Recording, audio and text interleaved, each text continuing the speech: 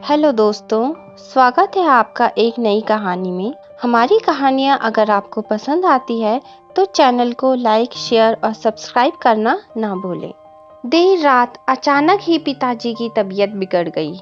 आहट पाते ही उनका नालायक बेटा उनके सामने था।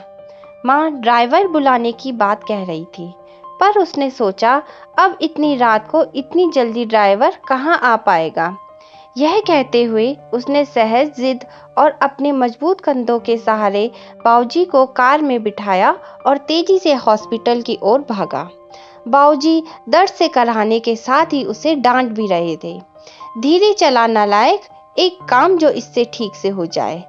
नालायक बोला, और आप ज्यादा बातें ना करें बाऊजी, बस तेज सांसें लेते रहिए, हम हॉस्पिटल पहुंचने वाले हैं। अस्पताल पहुंचकर उन्हें डॉक्टरों की निगरानी में सौंप दिया। वो बाहर चहलकदमी करने लगा। बचपन से आज तक अपने लिए वो नालायक ही सुनता आया था। उसने भी कहीं ना कहीं अपने मन में यह स्वीकार कर लिया था कि उसका नाम ही शायद नालायक ही है। तभी तो स्कूल के समय से ही घर के लगभग सब लोग कहते थे कि नालायक फिर से फेल हो गया। नालायक को अपने यहाँ कोई चपरासी भी ना रखे। कोई बेवकूफ ही इस नालायक को अपनी बेटी देगा। शादी होने के बाद भी वक्त बेवक्त सब कहते रहते हैं कि इस बेचारी के भाग्य फूटे थे जो इस नालायक के पल्ले पड़ गई। हाँ, बस एक माँ ही है जिसने उसके असल नाम को अब तक जीवित रखा है। पर आज अगर उसके बाऊजी को कुछ हो गया तो शायद वे भी। इस ख्याल के आते ही उसकी आंखें झलक गई और वो उनके लिए हॉस्पिटल में बने एक मंदिर में प्रार्थना में डूब गया। प्रार्थना में शक्ति भी थी या समस्या मामूली। डॉक्टरों ने सुबह सुबह ही बाऊजी को घर जाने की अनुमति दे दी। घर लौटकर उनके कमरे में छोड़ते हुए बाऊजी एक बार फिर चीखे, छोड़ नालायक, तुझे तो लगा होगा कि बूढ़ा अब लौटेगा ही नहीं। उदास वो उस कमरे से निकला तो माँ से अब रहा नहीं गया। इतना सब तो करता है, बावजूद इसके आपके लिए वो नालायक ही है। विवेक और विशाल दोनों अभी तक सोए हुए हैं। उन्हें तो अंदाजा तक नहीं है कि रात को क्या हुआ होगा। बहुओं ने भी शायद उन्हें बताना उचित नहीं समझा होगा। यह बिना आवाज दिए आ गया और किसी को भी परेशान नहीं किया।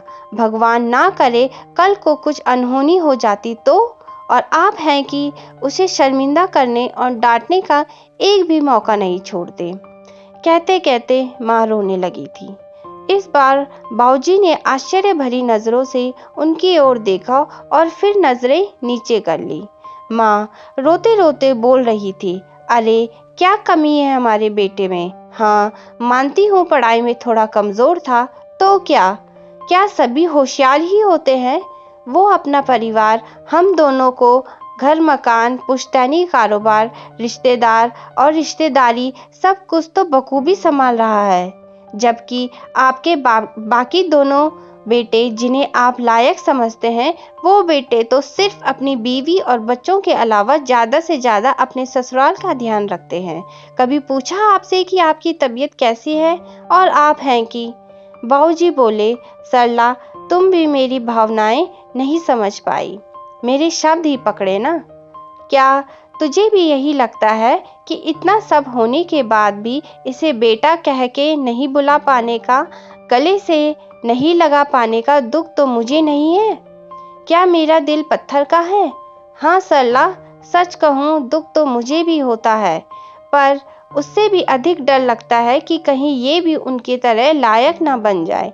इसलिए मैं इसे, इसकी पूर्णता का एहसास इसे अपने जीते जी तो कभी नहीं होने दूंगा। माँ चौंक गई। ये क्या कह रहे हैं आप? हाँ सरला, यही सच है। अब तुम चाहो तो इसे मेरा स्वार्थ ही कह लो। कहते हुए उन्होंने रोते हुए नजरें नीचे किए हुए अपने हाथ माँ की तरफ जोड़ दिए, जिसे माँ ने झट से अपनी हथेलियों में भर लिया और कहा, अरे अरे, ये आप क्या कर रहे हैं? मुझे क्यों पाप का भागी बना रहे हैं? मेरी ही गलती है कि माँ आपको इतने वर्षों में पूरी तरह नहीं समझ पाई।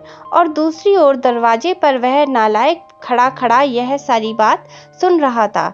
वो भी आंसुओं में तरबतर हो गया था। उसके मन में आया कि दौड़कर अपने बाबूजी के गले लग जाए और ऐसा करते ही उसके बाबूजी झेप जाते। यह सोचकर वो अपने कमरे की ओर दौड़ गया। कमरे तक पहुंचा भी नहीं था कि बाबूजी की आवाज़ कानों में पड़ी। अरे नालायक, वो दवाइयाँ कहाँ रख दी? गाड़ी में ही छोड़ दी क्या? कितना भी समझा दो, इसे एक काम भी ठीक से नहीं होता। नालायक झट आंसू पोंछते हुए गाड़ी से दवाइयाँ निकालकर बाबूजी के कमरे की तरफ दौड़ गया। लायक बेटा वह नहीं होता जो सिर्फ पैसे कमाता है। लायक बेटा वही है जो पैसे कमाने के साथ साथ अपने माता पिता, सगे संबंधियों का ध्यान रखता है